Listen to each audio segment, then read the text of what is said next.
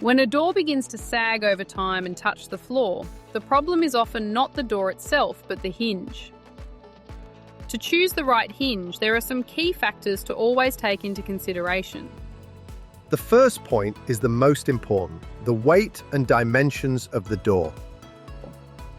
The stress on the hinges depends on three factors: the weight of the door, the width of the door leaf, and the distance between the hinges.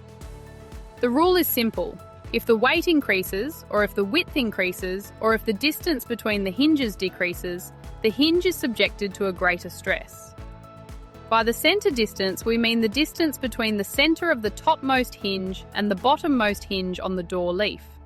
It doesn't matter how many hinges there are in between, what matters is the total distance.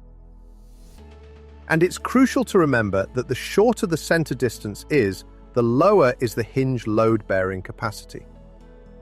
This is why we use the hinge load capacity table. On the vertical scale, we find the centre distance, while on the horizontal scale, there is the door width. By cross-referencing the two values, we obtain the maximum hinge load capacity.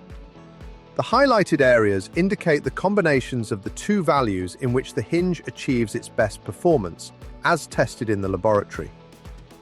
Let's take a specific example. With two key 80-60 hinges, a door of 2,100 mm high, 900 mm wide, and with a 1,500 mm centre distance, we obtain a load capacity of 60 kilos. If we increase the door width to 1,000 mm, maintaining the same centre distance, the load capacity decreases. To return to the initial load capacity, we need to increase the centre distance. This is why we always recommend increasing the centre distance whenever possible. The door sags less over time, and the hinges keep their performance at their best. In the next video, we'll see how many hinges are really needed and when two are not enough. See you not time!